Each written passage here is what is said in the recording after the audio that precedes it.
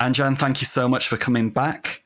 We left it off last time with a conversation about the intelligence of birds, about feathers, about everything to do with feathers.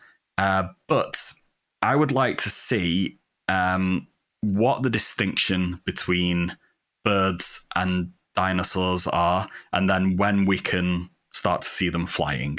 So can you, and where would you draw the line between the two groups?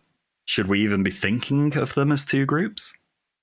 All right. Yeah. Happy to be here again.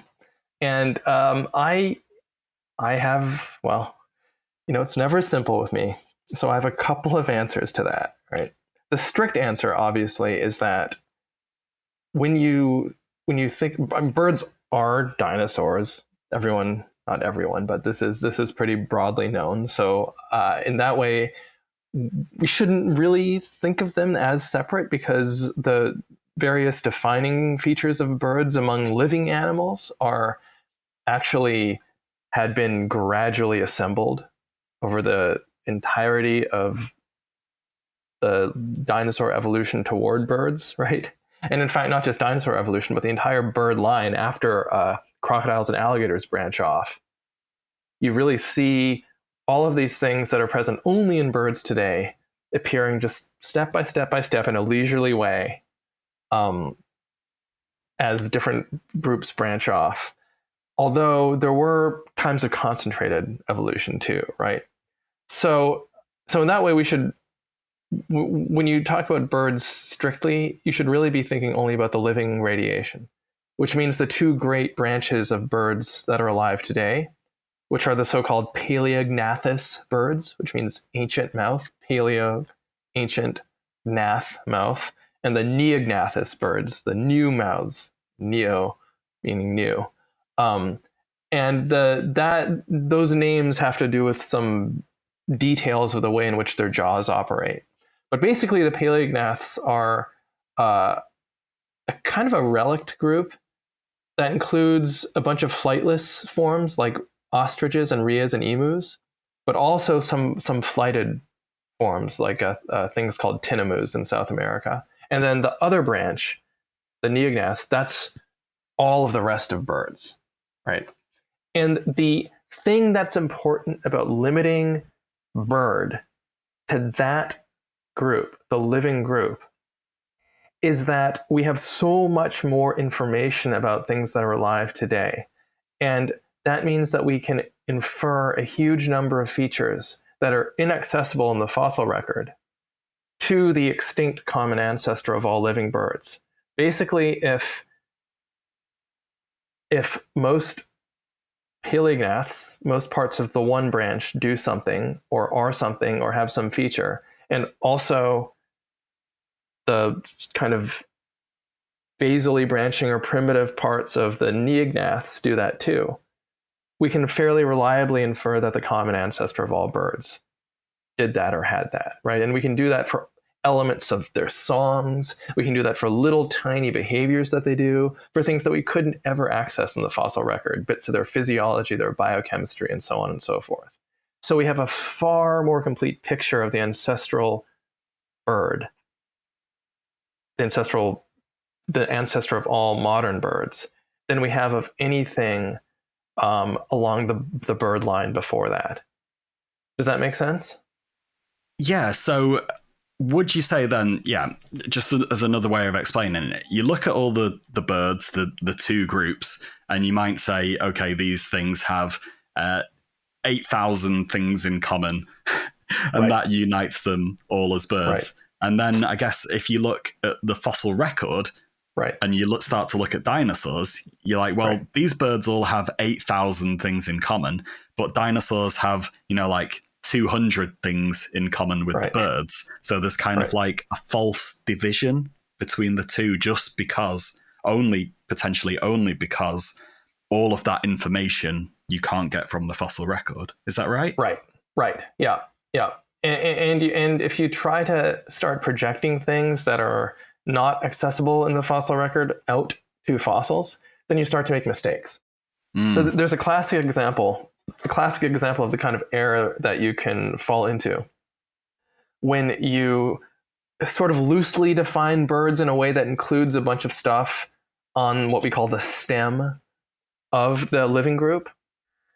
And the classic example of that has to do with Archaeopteryx, the famous so-called first bird. But we know now that Archaeopteryx is a stem bird. In fact, it's a pretty primitive stem bird if you're just talking about the stuff that's very near to living birds. And it basically looks like a little Deinonychus or little Velociraptor, just kind of in miniature. But there was this idea that there were many species of Archaeopteryx, okay? And that's because there were various Archaeopteryx specimens of widely differing sizes. But we knew that all of those, the little ones and the big ones and the medium ones, they all had to be adults because they all had their full set of tail feathers, right? And Archaeopteryx is a bird, and birds only get their full set of tail feathers when they've reached their adult size, right? What's the problem with that? The problem is that that's true of living birds. Right. But we now know from various sources of evidence that that wasn't true, most likely, of stem birds. That in fact, in stem birds, and you can imagine, I mean, look at the Archaeopteryx tail, for God's sake. It looks nothing like a modern bird tail, except that, yes, it does have feathers coming off of it, right? And we know that in stem birds, in fact, those tail feathers were present from an earlier point in development, and that they kept growing. And that all evidence suggests that there was most of those specimens of Archaeopteryx were just one species or very closely related species at different stages of growth. So what happened there was that inappropriately, a part of modern bird biology was applied to something outside of the modern radiation. And that will happen over and over and over again if you sort of, as I said, nebulously include these stem forms with the modern ones, right? It would be like taking some very specific attribute of human beings, right? For instance, the ancestral human language, because of the nature of Khoisan Bushman language and the various sub-Saharan African languages, we can pretty well infer that it was grammatically complex and that it included a series of click and other glottal noises that have been lost since in Northern African and out of Africa languages. And it's as though we took those characteristics of the Ur human language and said, oh, well, Lucy was definitely speaking a click language, right? Right. It's the same kind of thing. You just make these systematic errors over and over and over again, unless you're really careful with defining, like, what a bird is, because you'll be talking to people like ornithologists who study modern birds, right? And you'll be talking about birds, and to them that means the modern radiation, because that's what they study. So it's kind of, in a way, it's a sort of a boring, pedantic answer, but in a way it's really important when you think about evolution. No, it's fine. It's important. So in my opinion, as far as answering the question of where to put the bird cutoff, in a second way,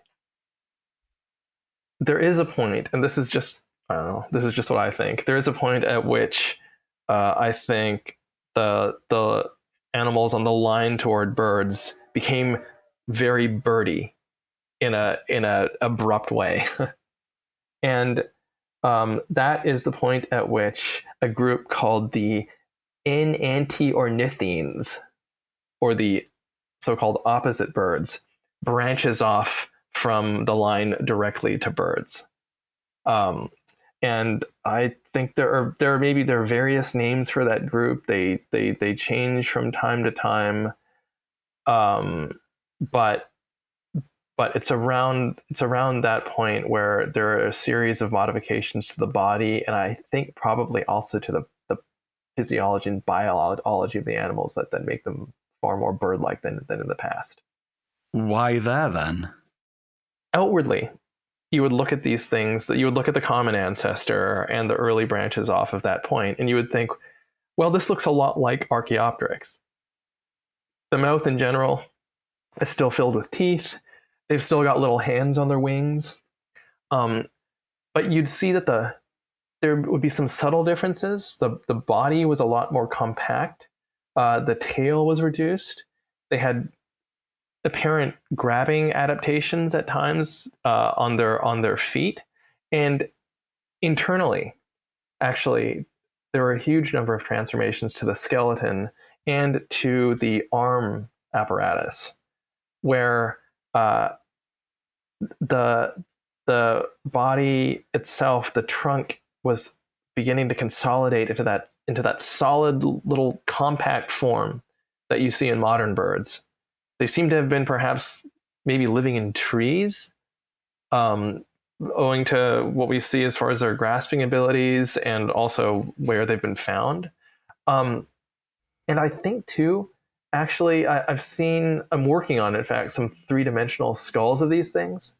And I think that very subtly, they've started to transform the inside of the skull so that the respiratory system is more efficient in a way that is similar to that in birds, and the brain a little bit larger as well. So I think that a lot of biological changes are happening right around this point. Right. So one of the most important things that is happening around this time, ecologically, how they're living, is the origin of flight. So can you take us from, like the first incredibly well feathered theropods, the meat-eating ones, the oviraptor, the group that has the oviraptors in it? Yeah. Can you take us from a feathered theropod to one that can fly? Are there steps, both behaviorally and in terms of the morphology, the shape and the form of the feathers, that we can trace step by step by step? It's more likely, more capable, and has the better anatomy to fly. A few things. The earliest theropods had relatively long, flexible bodies. They were probably about the size of a small man, about person size, and we think we're covered with fairly simple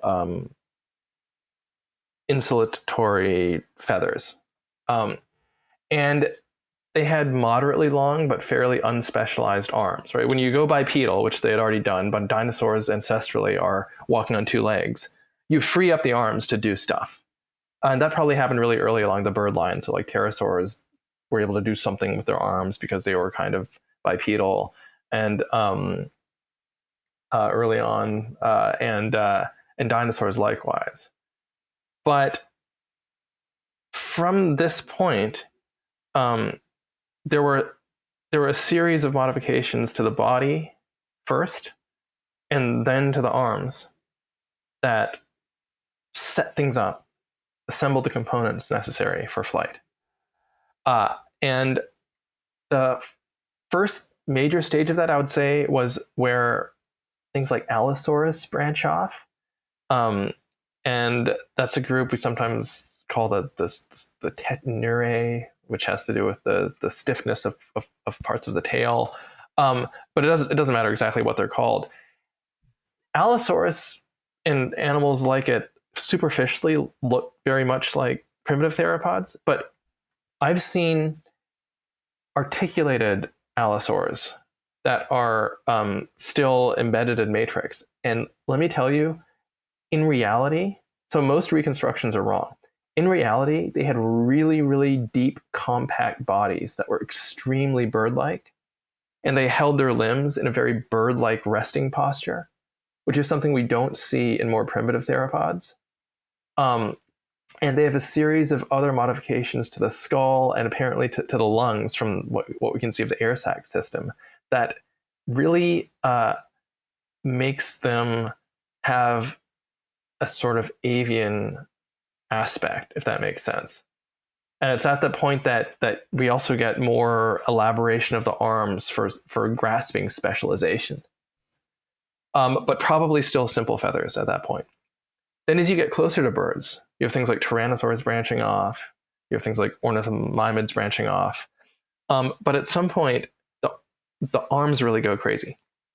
They get quite long and attain a series of specific grasping adaptations, long fingers, complex articulations at the wrist, right? And it's pretty clear that these things nearer to birds were doing a praying mantis like sort of predatory grab, right? I call them the bandersnatches, the jabberwock, right? The jaws that bite, the claws that catch, right? And so there was a predatory grabbing stroke, like the finger claws of something like Deinonychus or Velociraptor were just about as big as the famous toe claws, right? Clearly a highly functional capture apparatus.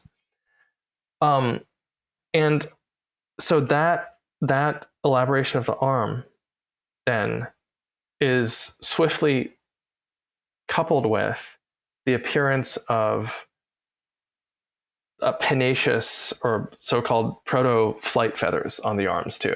So something's going on, right? They're doing a predatory grasp, and suddenly there are these long, strong, flexible arms, and you've got stuff on them. And I can't help but think that had something to do with locomotion, right? For one thing, when you've got long, flexible, powerful arms, and you're small, which ancestrally these things were, you're going to be using them in locomotion anyway. You necessarily are. I mean, even birds, when they're running around on the ground like ground fowl and everything, they'll use their arms to push themselves around and so on and so forth. Birds use their arms more than we really think. And so they already kind of had this multiple function. And at the same time, too, there was a reduction in overall size from being, like I said, about the size of a person to being really, really small. And this is accompanied by a bunch of other changes too. And that's a whole, I mean, my lab's done a bunch of research on this, but in some ways around this point, where you get the sort of flight feathers and everything, and you still have the predatory grab, like around where Deinonychus and Velociraptor come off, the whole body becomes really small and a bunch of features change so that the adults of these lineages look more like the babies of their ancestors. So everything just became kind of babyfied, right? Pedomorphosis. Yes. Child form. Pedo, child, morpho form. So all of this is to say, right, that now what you have is a small animal with an advanced respiratory system, a compact body, long, strong, highly articulated arms, and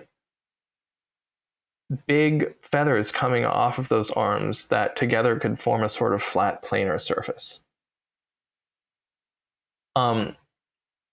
And you have this thing for which the arms are specialized, which is a predatory grab, where you very swiftly clap the arms out in front of you. And that predatory grab, and it's not just inferred, by the way, you can see it in the famous so-called fighting dinosaur specimen in Mongolia, where the velociraptor is preserved having in the middle of a fight with a protoceratops, right? And it has used that motion to grab on with both of its hands to the head of the protoceratops. So we know, in this case, we actually know that they were doing this with their arms. And that basic predatory grabbing motion is more or less the down flight stroke of birds. Wow. Yeah. So, okay, we have all of the components then, it seems, that they're evolving for different purposes. Like evolution doesn't have a a direction. It doesn't say, oh, you know what, we should go and fly. Let's take this route. It's just like you find yourself with all of the components to be able to fly. So there's always been a big discussion as to whether or not it's ground up or tree down. So like, is it gliding first, or is it then they start to get up off the floor? Yeah. I think it's a really silly debate. Look, what you have to remember was that all of these animals were really small, right? Some of the derived, the secondarily enlarged ones were big, like Deinonychus, right? But the main line off of which all of these things were branching, and I mean, I'm being very teleological here, but the main line to birds, they were all like not even turkey sized, right? Like chicken crow sized. When you're that size, the world, as I've said, is so three-dimensional. Like, watch a cat running around. Watch a squirrel running around. Even an opossum, which is an incredibly clumsy animal, they're running up and down stuff all the time. And so these animals were moving around in this highly three-dimensional world. They had big claws on their hands and their feet. They were definitely going up and down things and all around, right? And they were definitely, they were definitely doing that. But the wings then that they had would have, they were there. And so in that they were there, they were probably using them for multiple things. Road runners today use their wings to steer, they use them to power their movement as they're running, and they use them to glide. And I don't see why these animals wouldn't have been doing all of that all at once. So, it's just, they already had really, really a very, very 3D environment and a bunch of different behaviors that included climbing and running and everything else.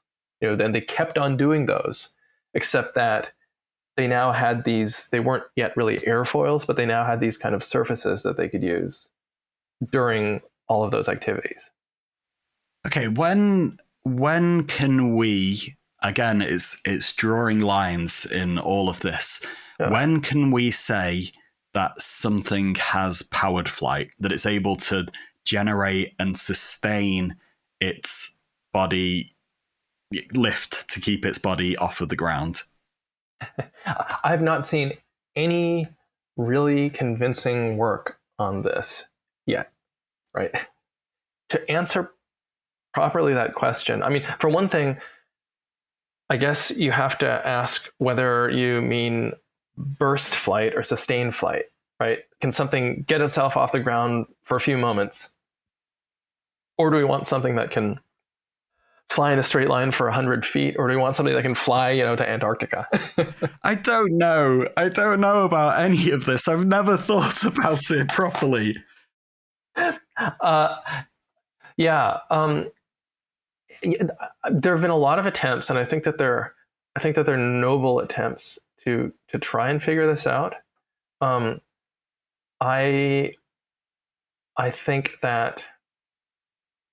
I think that it is possible to figure out. I think that the nature of existing biomechanical models is like 5 generations behind the point at which this question could be properly answered through things like computational modeling, if that makes sense.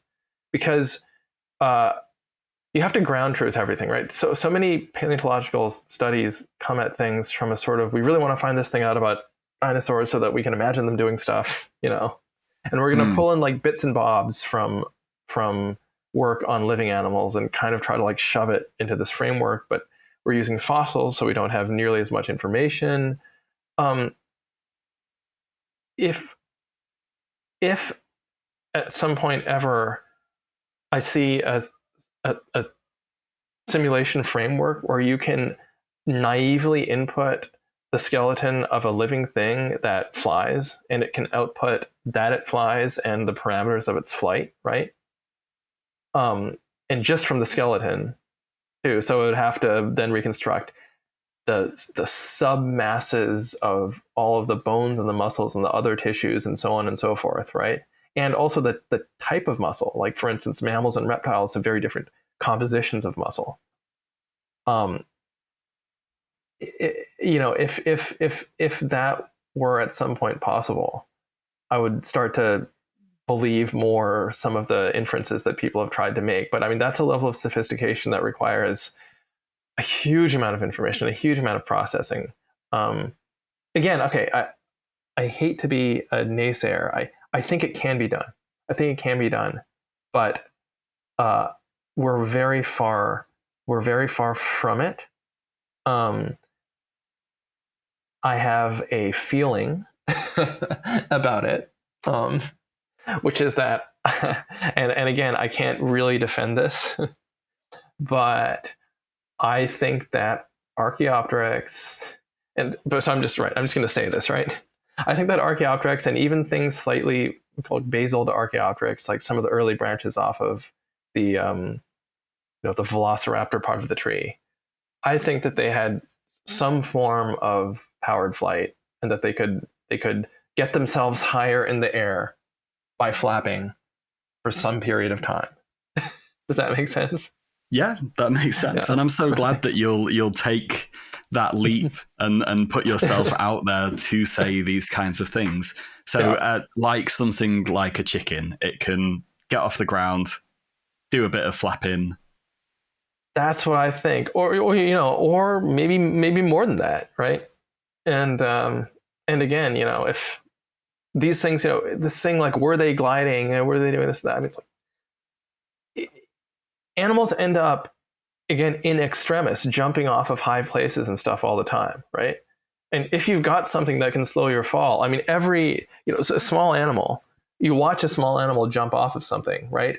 And it spreads its legs out just naturally. I mean, they will naturally do with the parts of their body the thing that will aid in their survival, Yeah. So, let's make a scene in a documentary about it. Right. Like Ionis does it. Right. So what? I was going to say, what advantages does this kind of flight and a powered flight all bring? But yeah, I guess it's pretty self-evident, a lot of them. Yeah, I mean, I think probably maneuvering on the ground, right, while you're running, is assisted by having these surfaces, but also, yeah, I mean, being able to move in 3 dimensions in a way that's easier, more flexible, and greater in magnitude than other small animals, I think, is a really big thing.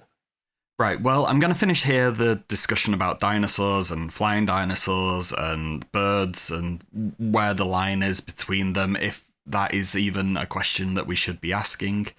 I'm just not getting my head around it. I'm really struggling with the phylogenetics, with the cladistics, with the anatomy. It's very hard to get my head around as a invertebrate paleontologist.